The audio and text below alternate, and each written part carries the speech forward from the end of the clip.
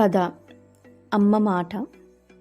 జలజల పారే నది ఒడ్డున ఉన్న ఒక చెట్టుపై ఒక పక్షి గూడు కట్టుకొని తన చిన్న చిన్న ముగ్గురు పిల్లలతో సంతోషంగా కాలం గడుపుతూ ఉన్నాయి.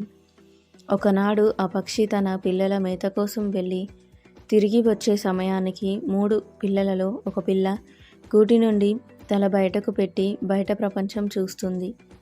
అంతలో తల్లి వచ్చి ఆ పిల్లను కోప్పడి, ఇంకెప్పుడు బయటకి చూడకూడదు, పొరపాటున క్రింద పడవచ్చు, లేక మన శత్రువులు హఠాత్తుగా వచ్చి ఎత్తుకెళ్ళవచ్చు, మీరు పెద్ద అయిన తర్వాత నాలాగే బయటకు వెళ్ళవచ్చు అని ముద్దుగా మందలించింది.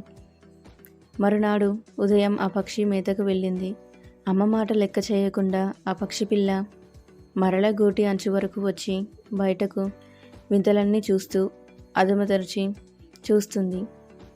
ఆ సమయంలో పెద్ద గాలి వీయటంతో పట్టు తప్పి కాలు జారి నదిలో పడి కొట్టుకొని పోయి ప్రాణాలు వదిలింది. నీతి: పెద్దల మాట విననిచో ఆపదలు తప్పవు.